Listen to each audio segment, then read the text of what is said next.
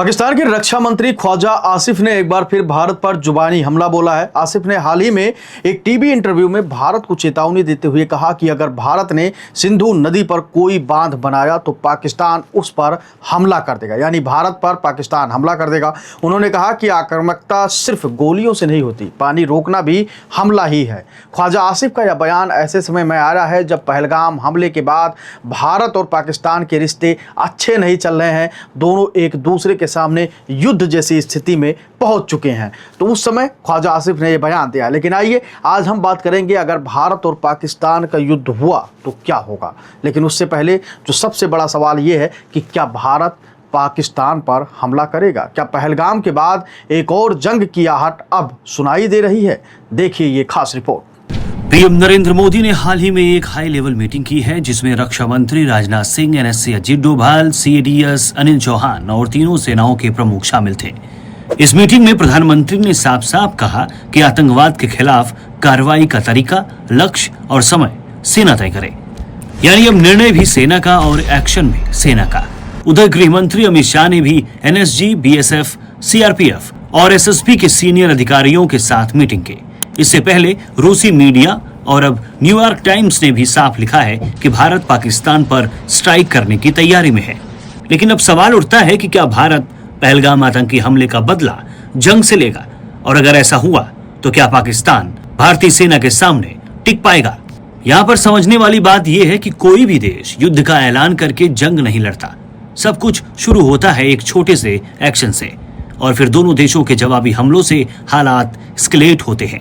अगर जमीन, हवा और समुद्र से तीनों सेनाएं उतर जाएं, तो उसे कहते हैं फुल फ्लेज्ड वार। कारगिल की जंग एक लिमिटेड वार थी, लेकिन आज जो तैयारी दिख रही है वो कहीं बड़ी है। अब बात करें भारत और पाकिस्तान की सैन्य ताकत की, तो ग्लोबल फायर पावर इंडेक्स के मुताबिक अमेरिका, रूस और चीन के बाद भारत इस वक्त दुनिया की चौथी सबसे ताकतवर सेना है। पाकिस्तान इस लिस्ट में अब टॉप 10 से भी बाहर हो गया है। स्कोर की बात करें तो भारत का स्कोर है 0.1025 और पाकिस्तान का स्कोर है 0.1695। इस स्कोर का मतलब है कि स्कोर जितना कम, ताकत उतनी ज्यादा। बात करें हथियारों की तो भारत के पास पाकिस्तान से लगभग 3 गुना ज्यादा हथियार हैं। जमीन पर भारत के पास T-90 भीष्म और अर्जुन जैसे एडवांस्ड टैंक हैं। रात में लड़ने के लिए अपग्रेडेड सिस्टम है। भारत डिजिटल वॉरफेयर में भी काफी आगे निकल चुका है।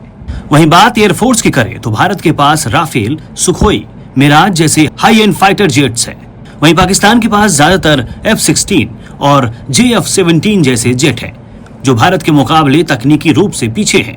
ड्रोन टेक्नोलॉजी में भी भारत का वर्चस्व है।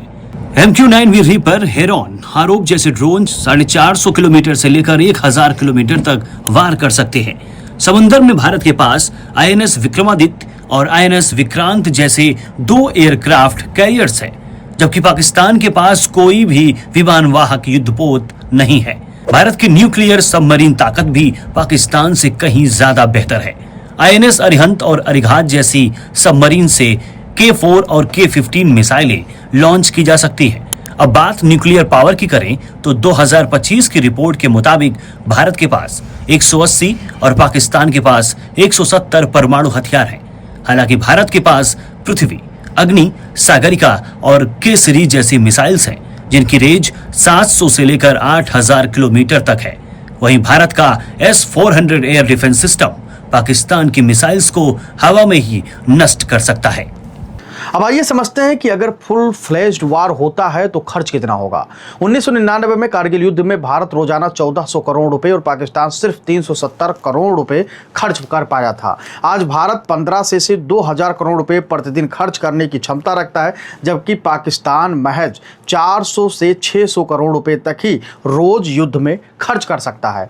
भारत का विदेशी मुद्रा भंडार, क्रेडिट लाइन और उत्पादन क्षमता पाकिस्तान से कहीं ज्यादा मजबूत है। अब जरा इकोनॉमी की बात करें तो भारत की प्रति व्यक्ति की आय पाकिस्तान से 1.7 गुना ज्यादा है।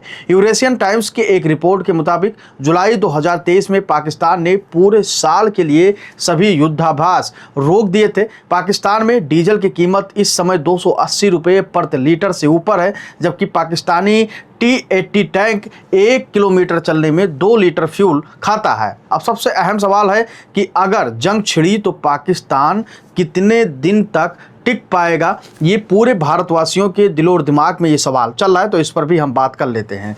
भारत के पास 40 दिन तक लगातार युद्ध करने की क्षमता है, जबकि 2017 में CAG ने कहा था कि ये एक सिर्फ 10 दिन का था। यानी भारत ने खुद को युद्ध के लिए तैयार किया है। आज भारत अपने 88% गोला बारूद खुद बना रहा है। वहीं रिपोर्ट्स बताते हैं कि पाकिस्तान के पास सिर्फ 7 दिन का युद्ध स्टॉक ही मौजूद है। लेकिन असली खेल गोला बारूद का नहीं, रणनीति का होता है।